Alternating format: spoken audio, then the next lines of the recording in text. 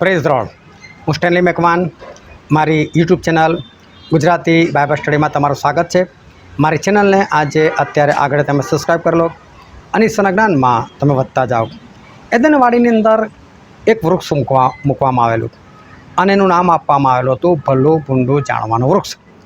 અને શેતાને એ હવાને એટલે કે સ્ત્રીને એ ભરમાઈ નાખી અને એણે એ ફળ ખાધું. અને ત્યાર પછી બાઇબલમાં જે વચન લખેલું છે એ વચન એવું છે કે ઈશ્વર એક કોઈકની સાથે વાતો કરે છે અને વાતો કરતાં એવું કહે છે કે આ માણસ ભલું ભૂંડું જે જ્ઞાન છે એ પ્રાપ્ત કરીને આપણામાંના એકના જેવો સરખો બની ગયો છે. એનો મતલબ પરમેશ્વર એવું કહેવા માગે છે કે ભલું ભૂંડું જે જ્ઞાન છે એ તો આપણી પાસે છે જ અને હવે માણસે પણ મેળવી લીધું છે.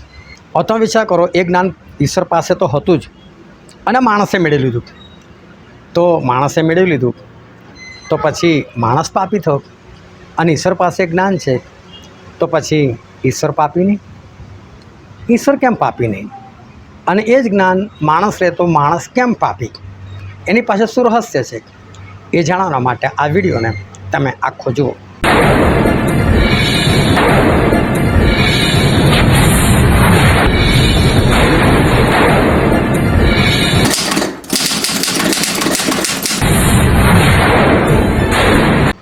આજે છે તારીખ 31 મે 2026 સાલ, રવિવાર છે અને રવિવારનો ખાસ પ્રશ્ન છે અને જે વોટ્સએપ પર 10 સવાલ પૂછવામાં આવે તેનો આ વિડીયો છે. પરંતુ રવિવાર તમે જાણો છો ખાસ પ્રશ્ન પૂછવામાં આવે છે અને આજનો પ્રશ્ન એવો છે અને યહોવા દેવે કહ્યું કે જુઓ, તે માણસ આપણામાંના એકના સરખો ભલો ભૂંડું જાણનાર થયો છે અને હવે રખેને તે હાથ લાંબો કરીને જીવનના વૃક્ષનું ફળ તોડીને ખાય ને સદા જીવતો રહે. માટે જે ભૂમિમાંથી તેને લીધો હતો તે ખેડવાને યહોવા દેવે એદનવાડીમાંથી તેને કાઢી મૂક્યો અને તે માણસને હાંકી કાઢીને જીવનના વૃક્ષની વાટને સાચવવા સારું તેણે કરુબો તથા ચોતરફ ફરનારી અગ્નિરૂપી તરવાર એદનવાડીની પૂર્વગમ મૂકી. ઉત્પત્તિ 3 અધ્યાય 22-24 કલમ. અહીં લખવા પ્રમાણે પરમેશ્વર પાસે ભલું ભૂંડું જાણવાનું જ્ઞાન છે. આ જ્ઞાન હોવું પાપ છે? જો પાપ છે તો એ પાપ ફક્ત આદમ હવાને કેમ લાગ્યું, પરમેશ્વરને કેમ નહીં? જો ભલું ભૂંડું જાણવાનું જ્ઞાન મેળવીને આદમ અને તેની પત્ની પાપી થયા તો દેવ કેમ પાપી નહીં? બંને પાસે એક જ સરખું જ્ઞાન આવ્યું તો પછી દેવ કેમ પવિત્ર અને માણસ કેમ અપવિત્ર? ધ્યાનથી સમજો.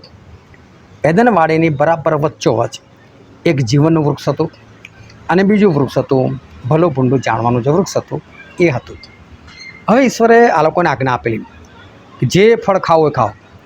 જીવનના વૃક્ષનું ફળ એ લોકો ખાઈ શકતા હતા. અનંત જીવન તો લોકોની પાસે હતું જ, મરવાના તો હતા જ નહીં. પણ શું કીધેલું કે જે દિવસે તમે ભલું ભૂંડું જાણવાનું વૃક્ષ છે એનું ફળ તમને ખાવાની ના પાડો છો, પણ જો તમે ખાધું તો એ જ દિવસે નક્કી મરશો જ મરશો. એટલે મરવાના હતા તો એ દિવસે કે જે દિવસે ફળ ખાય, એનો મતલબ નહોતું ખાવાનું. અને અનંત જીવન તો લોકોની પાસે હતું જ, મરણ તો હતું જ નહીં. પરંતુ આ લોકોએ ફળ ખાઈ લીધું. ફળ ખાવાથી શું થયું તો કે એ લોકોની પાસે ભલું ભૂંડું જ્ઞાન આવ્યું. હવે એ જ્ઞાન તો પરમેશ્વર પાસે પણ હતું. હવે ભલું ભૂંડું જ્ઞાન એટલે શું? આજે મોટા ભાગના લોકોને એ જ નથી ખબર કે ભલું ભૂંડું જ્ઞાન એટલે શું. ઘણા લોકો એવું સમજે છે કે જો આ પાપ ના કર્યું હોત ને તો વસ્તી વધતી નહીં. પરંતુ તમે ઉત્પત્તિ 1 અધ્યાય અને 28 કલમ વાંચો. અને દેવે માણસને આશીર્વાદ આપ્યો, સફળ થાવ, વધો અને પૃથ્વીને ભરપૂર કરો. હવાએ જ્યારે પુત્રનો જન્મ આપ્યો ત્યારે એમણે એવું કીધું કે યહોવાની કૃપાથી, તેઓની કૃપાથી મને પુત્ર મળ્યો છે. આજે પણ બાળક થવું આપણે ઈશ્વરનું દાન છે એવું માનીએ છીએ અને એવું બાઇબલમાં લખેલું પણ છે કે બાળકો તો યહોવાનું આપેલું ધન છે. તો પછી બાળક પેદા કરવું એ પાપ નથી. તો એ લોકોને ભલું અને ભૂંડાનું જે જ્ઞાન થયું તો એ ખરેખર જ્ઞાન કયું હતું? એટલે એ જ્ઞાન આ બાળકોવાળી વાત નથી. તો એ લોકોને ભલું ભૂંડું જાણવાનું જ્ઞાન મળ્યું એ લોકોને અને એ જ્ઞાન ઈશ્વર પાસે ઓલરેડી હતું. કેમ કે ઈશ્વર સ્પષ્ટ વાત કરે છે આપણામાંના એકના સરખો થઈ ગયો છે જ્ઞાન પ્રાપ્ત કરીને. હવે રખે ને કે જીવનના વૃક્ષનું ફળ તોડીને ખાય? ના, એવું નથી થવા દેવું. કાઢી મૂકો આ લોકોને. તો હું કહું છું કે આ આદમ અને હવા કેમ પાપી ઠર્યા, અને ઈશ્વર પાસે જ જ્ઞાન છે તો કેમ પાપી નહીં? પહેલી વસ્તુ સમજી લો કે પાપ એટલે શું. તો યોહાનના પત્રમાં એવું લખેલું છે, પહેલો યોહાન વાંચીને બતાવું તમને. પહેલો યોહાન 3 અધ્યાય 4 કલમ. જે પાપ કરે છે તે દરેક નિયમભંગ પણ કરે છે, અને પાપ એ જ નિયમભંગ છે. જો પાપ એટલે જ નિયમભંગ, એ તમે આજ્ઞા તોડો ને એટલે પાપ. હવે જો શું થયું કે પાપ આ લોકોને શાના માટે લાગ્યું? પેલું જ્ઞાન પ્રાપ્ત કર્યું ને એના માટે નહીં. પાપ શાના માટે લાગ્યું આ લોકોને? કે આ લોકોએ ઈશ્વરની આજ્ઞા તોડી, એ ફળ નહોતું જ ખાવાનું અને એ લોકોએ ફળ ખાધું. ચલો એ વાત બી સમજ્યા. પરંતુ પ્રભુ પોતે કબૂલ કરે છે કે એનાથી એ લોકોને ભલું ભૂંડું જાણવાનું જ્ઞાન પ્રાપ્ત થયું છે, અને એ જ્ઞાન પ્રાપ્ત કરીને આપણા જેવો થઈ ગયો છે. તો ભલું ભૂંડું જાણવાનું જ્ઞાન, અને એના જ કારણે જે લોકોને એદનવાડીમાંથી બહાર કાઢી નાખ્યા હોય, તો એનો મતલબ એ મોટું પાપ છે. તો ઈશ્વરમાં પાપ કેમ નહીં? જો તમને કોઈ પૂછે તો તમારી પાસે શું જવાબ છે? અને માટે ધ્યાનથી સમજજો. હવે શું ઘટના બને છે એ આપણે જોઈએ. હવે ઈશ્વર એદનવાડીમાં આવે છે, અને આદમ અને હવા બંને સંતાઈ ગયેલા છે. અંજીરીના પાનાના કપડાં બનાવેલા છે, અને ઈશ્વર કહે, આદમ આદમ તું ક્યાં છે? આદમ કહે છે, હું સંતાઈ ગયો છું. તો કહે, કેમ? હું નાગો છું, મને કપડાં આપેલા. એટલે પ્રભુ કહે છે, તું નાગો છે એવું તને કોણે કીધું? શું જે ફળ ખાવાની મેં તને મના કરેલી, આદમ શું તે ફળ ખાધું છે? આદમ કહે છે, ત્યાં જે સ્ત્રી આપીને એણે મને ખવડાવ્યું. પ્રભુ શું સ્ત્રીને પૂછે છે, હે સ્ત્રી ત્યાં શું કર્યું છે? આ તે પેલો સાપ બનાવ્યો છે ને, એણે મને ભરમાઈ, એણે મને આપ્યું. આ લોકો દોષ મૂકે છે પ્રભુ પર, દોષ મૂકે છે એકબીજા પર. અને પ્રકટીકરણ 12:10 લખેલું છે, આપણા ભાઈઓ પર દોષ મૂકનાર શૈતાન. દોષ મૂકવાનું કામ કોનું છે? શૈતાનનું છે. શૈતાન દોષ મૂકે છે, આરોપ લગાવે છે. એટલે શૈતાન આરોપ લગાવે છે એટલે આ કાર્ય કયું થયું? શૈતાની કૃત્ય થયું. હવે જો અહીંયા તમે ધ્યાનથી સમજો તો અહીં ખરેખર આદમે શું કહેવાનું હતું? પ્રભુ મારી ભૂલ થઈ ગઈ, તમે મને માફ કરો, અને મેં એ ફળ જાણ્યા વગર ખાઈ લીધું. ભલે મારી પત્ની આપ્યું, પરંતુ એ મારી જ ભૂલ છે કે મેં એને પૂછ્યું નથી, મેં ચૂપચાપ ખાઈ લીધું છે, એટલે મારી ભૂલ છે. મારે આવું નહોતું કરવું જોઈતું. સ્ત્રીએ એવું કહેવું જોઈતું હતું કે હા મેં આની સાથે વાત કરી, અને પછી મેં પોતે ફળ જોયું, મને સુંદર લાગ્યું, જ્ઞાન આપવાની ઈચ્છા જોગ છે એવું મને લાગ્યું, માટે મેં ખાધું. પ્રભુ મારી ભૂલ છે એવું આ લોકોએ કહેવું જોઈતું હતું. જો તમારા જીવનમાં જ્યારે પણ ભૂલ આવે છે ને ત્યારે શું થાય છે એ હું તમને કહું કે જ્યારે પણ તમારા જીવનમાં ભૂલ થાય છે ને ત્યાં તમને વિચારો આવે છે, આ ભૂલનું શું કરું? એક છોકરી હતી, એ કહે છે કે મારા લગ્ન નથી કરવું. મા બાપ બહુ ટેન્શનમાં કે આપણે છોકરી લગ્ન નહીં કરે તો આપણે મા બાપ ક્યાં શું જીવતા રહીશું? અને ભાઈ ભાઈઓ અને ભાભીઓ તો શું ખબર રાખે ના રાખે, છોકરી બિચારી એકલી કેમ નહીં રહેશે? લોકો ચિંતા થાય. એ લોકો એક સમજદાર વ્યક્તિને મળ્યા અને એને કીધું કે તમે મારી છોકરીને સમજાવો ને કે લગ્ન કરી લે. કે છે આપણે છોકરી લગ્ન માટે તૈયાર જ નહીં. બહુ લોકો સમજાય ચૂકેલા. તો આ ભાઈના હાથમાં વાત આવી. એટલે પછી કે સારું, તમારી છોકરીને તૈયાર કરીશ લગ્ન માટે. છોકરીને મળ્યા, મેં કીધું કે તમે લગ્ન કરવા માગો છો? ના, મારે લગ્ન કરવું જ નથી, મારે કોઈ જોડે લગ્ન નથી કરવું, મને પુરુષો ગમતા જ નથી. ઓકે, કોઈ વાંધો નહીં. તમે કદાચ શાક બનાવો, તમારાથી ભૂલ થાય, શક્ય છે? હા શક્ય છે. તમે કોઈ બીજું કામ કરતા હોય એમાં તમારાથી ભૂલ થાય, શું શક્ય છે? હા શક્ય છે ને, ભૂલ થઈ જાય. તો કે તમારાથી જો ભૂલ થઈ જાય તો એ ભૂલ એટલે એ ભૂલ જે છે એ તમે કોના માથા પર નાખશો? કે પેલું વિચાર પડે, કોના માથા પર નાખો? તો કે હું એટલા જ માટે કહું છું લગ્ન કરી લો.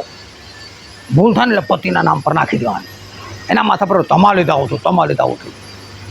તો છોકરી ખુશ થઈ કે હા યાર લગ્ન તો કરવું જોઈએ, રેડી થઈ ગઈ. માણસ આ ગમે છે, એ માણસ કદી પણ છે ને ભૂલ સ્વીકારવા તૈયાર નથી થતો. કોઈ પણ હોય ને, કેમ ભૂલ સ્વીકારવા તૈયાર નથી થતો? અને બહુ ધ્યાનથી સમજ, શૈતાન કશું જ નથી. શૈતાનમાં તો હું કહું છું કંઈ જ નથી. પણ શૈતાન છે ને એક જમાનામાં પવિત્ર હતો ને, એ પવિત્ર વ્યક્તિને શૈતાન કોણ બનાવ્યો? એક અભિમાન. એનામાં અભિમાન આવ્યું એટલે અપવિત્ર થયો ને, એટલે શૈતાન બનેલું. તો એક પવિત્ર વ્યક્તિને કોણ શેતાન બનાવે? અભિમાન.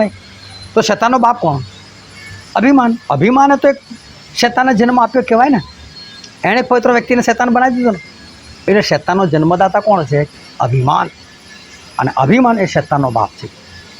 આનું તમને કહું ને કે આજના વિશ્વાસીઓ એ લોકોમાં શેતાન નહીં, શેતાનનો બાપ ફટ દઈને આવી જાય. ભૂલ નહીં શકું, હું ભૂલ શકું, મારી ભૂલ જ નથી બસ. એટલે ભૂલ થાય ને ત્યારે એ વિચારો શું કરું શું કરું શું કરું, કોની પર નાખ્યું?